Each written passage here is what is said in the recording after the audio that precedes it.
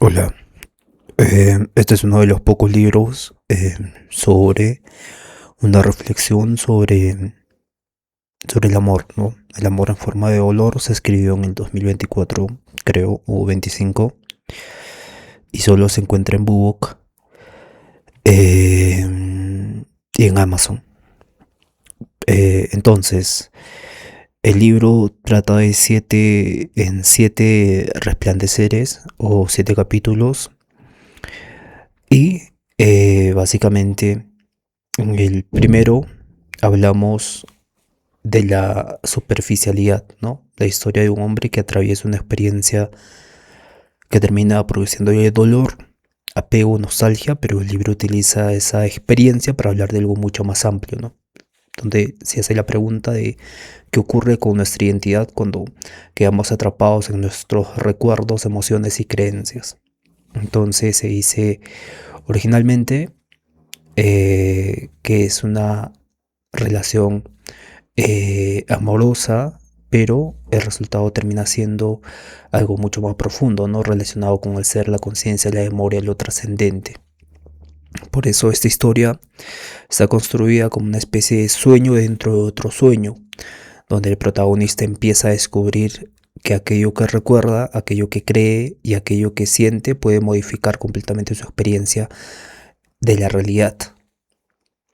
El segundo resplandor habla de la idea central del dolor, ¿no? Entonces aparece la historia de este joven y, viviendo una retrospección de niño y termina apegándose profundamente a una mujer que no le corresponde, ¿no? Entonces el joven intenta llenar su sentimiento de abandono mediante esa relación. Como no consigue hacerlo, empieza a refugiarse en distracciones, ¿no? Música, otras personas, drogas, etcétera, etcétera, etcétera. Entonces el libro plantea algo bastante interesante, que es que la persona que amamos puede convertirse en el objeto sobre el cual proyectamos una herida que ya existía antes, ¿no? No necesariamente sufrimos solamente porque alguien se fue, sino podemos sufrir porque su ausencia activa algo que ya estaba dentro de nosotros. Entonces el amor se transforma en dolor cuando el amor queda mezclado con apego, necesidades, recuerdos, expectativas, miedo, etcétera. En el tercer resplandor, básicamente el amor en forma de dolor ya hay una reestructuración, ¿no? El protagonista constantemente intenta regresar a un estado anterior, recuperar recuerdos, comprender qué ocurrió, descubrir quién es, pero cuando más intenta recuperar el pasado, más se introduce en el pasado, ¿no?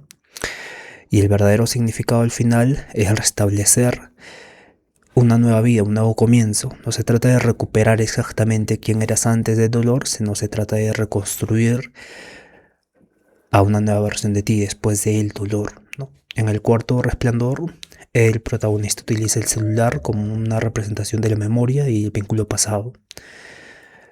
Hay este símbolo importante que es el celular, que se contacta con alguien que aún no conoce y el protagonista encuentra mensajes antiguos y comienza a experimentar emociones intensas al leer esos mensajes. Incluso llega a preguntarse por qué algo que está leyendo puede producir reacciones físicas, emocionales tan fuertes si él no recuerda esos mensajes.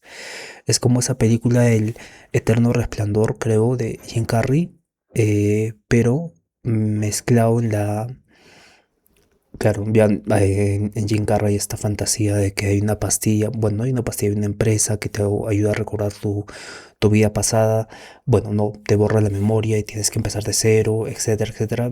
Es algo bastante fantasioso, pero en esta, no redundante, pero en esta versión es más como que se vive entre dimensiones, ¿no? Hay unas dimensiones que están encontrándose y van contando una narrativa básicamente. Entonces el protagonista encuentra mensajes antiguos y comienza a experimentar emociones intensas al leerlos y en determinado momento descubre que su propia creencia participa en la generación de esas sensaciones, ¿no? Hay una reflexión sobre cómo nuestra memoria, nuestras creencias generan sensaciones en el cuerpo físico. Por eso el celular termina representando algo más que tecnología, ¿no? Es el archivo del pasado. Tiene conversaciones, recuerdos, personas, emociones, imágenes, significados.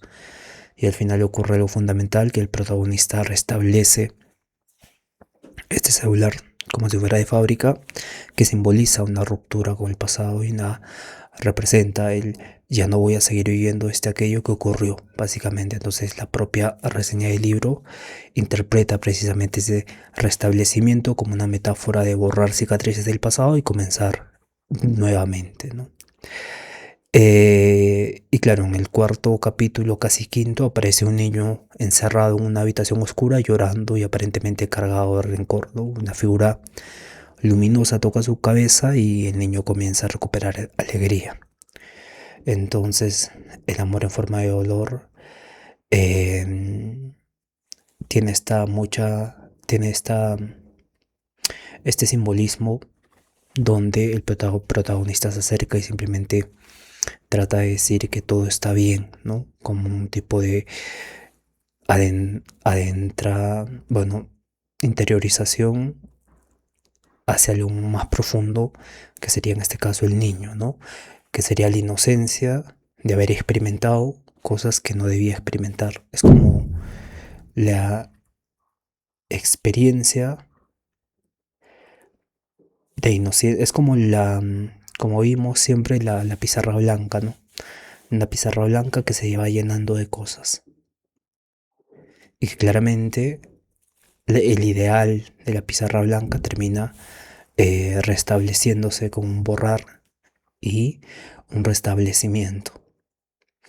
Entonces, hay varios significados, como el número 300000009, que el protagonista lo encuentra en un papel y después lo repite al final del sueño, ¿no? El libro nunca ofrece una explicación definitiva sobre el número y claramente es algo en símbolo enigmático, ritualístico, asociado con el proceso de memoria, sueño, transición. Y la reseña también destaca precisamente ese carácter misterioso, ¿no? Otra reflexión importante es que hay una escena donde hay una famosa discusión. Creo que este libro propone algo previo, ¿no? ¿Qué pasa con el hecho de creer que algo existe? Esa es la pregunta central. ¿Qué pasa con el hecho de creer que algo existe? Entonces el protagonista llega a pensar que antes incluso de reconocer el cuerpo o el pensamiento, esta estructura del creer que algo es real y existe. Y esto conecta directamente con toda la historia, ¿no? Entonces, antes del cuerpo y antes del pensamiento existe la estructura de creer. Y esto es algo muy filosófico, porque el protagonista no solamente recuerda a la parte femenina de la historia, sino que cree en la historia que él que está recordando, ¿no? Entonces, y esa creencia produce emociones, sensaciones corporales, imágenes, sensaciones corporales, imágenes, pero esta parte de creer, porque el protagonista no conoce a la persona de la cual se enamoró y de la cual no sabe nada, sino que básicamente la creencia hace que le empiece a producir emociones, sensaciones corporales e imágenes. Entonces, la pregunta el libro se hace la pregunta de cuánto de nuestro sufrimiento pertenece al acontecimiento y cuánto pertenece a la interpretación que hacemos del acontecimiento. Es como el hecho y la interpretación que le damos del hecho. Entonces aquí ocurre algo muy interesante, porque la interpretación que le damos al hecho termina teniendo más peso en nuestra vida que el hecho mismo. Entonces, otra reflexión importante aparece en los diálogos, ¿no? El protagonista plantea que juzgamos porque no perdonamos y desarrolla la idea de que el perdón es una actividad mental y que no cambia necesariamente lo que ocurrió, pero sí cambia la relación que tenemos con aquello que ocurrió. Y esto es fundamental para entender el final, porque el protagonista no consigue cambiar el pasado. Existen los personajes, la relación existe, el dolor existe, los recuerdos existen, pero puede cambiar la manera en que los conserva. Entonces aquí el libro se vuelve mucho más personal y aparecen conversaciones de la verdad, de los sueños, de la voluntad divina, el pecado, el perdón, la filosofía, el sufrimiento, la razón y la fe, la muerte, la moral, el desapego. Mientras conversan, el protagonista comienza a desarrollar un vínculo emocional cada vez mayor e incluso llega a decirle que le cae bien hablar con ella y que a veces piensa que es como un ángel. Sin embargo, la contraparte también introduce una advertencia que termina siendo importantísima para comprender el final. Dice, cuidado con el apego de depender emocionalmente de los demás. Y es casi como si el libro estuviera preparando su propia conclusión, ¿no? Es como si el ser humano puede quedar atrapado en una identidad construida por sus recuerdos. Recordamos, después lo interpretamos, después sentimos, después nos identificamos con lo que sentimos y finalmente creemos, esto soy yo. El libro intenta romper esa cadena. Por eso el protagonista empieza a comprender que puede observar los recuerdos sin necesariamente convertirse nuevamente en sus recuerdos. Y el final es bastante bonito, porque después de toda la experiencia el protagonista despierta y recuerda algo fundamental, ¿no? Estaba triste por esta persona, pero entonces comprende que tiene que comenzar de cero y el texto dice explícitamente que decide recomenzar, olvidar el desamor, comenzar desde cero y entonces restablece el celular como un sinónimo de restablecimiento de la vida o de la percepción que se tiene sobre el hecho. Claro, pero no hay algo, pero hay algo más importante, no solamente se elimina el restablecimiento del celular y de su vida, sino que termina una pintura. Y pintó un rostro que nunca había visto antes, pero se siente que nunca lo termina, nunca termina. Después sale de su casa, se sienta en una terraza y está atardeciendo y experimenta algo que no ha podido experimentar antes y tampoco explicarlo.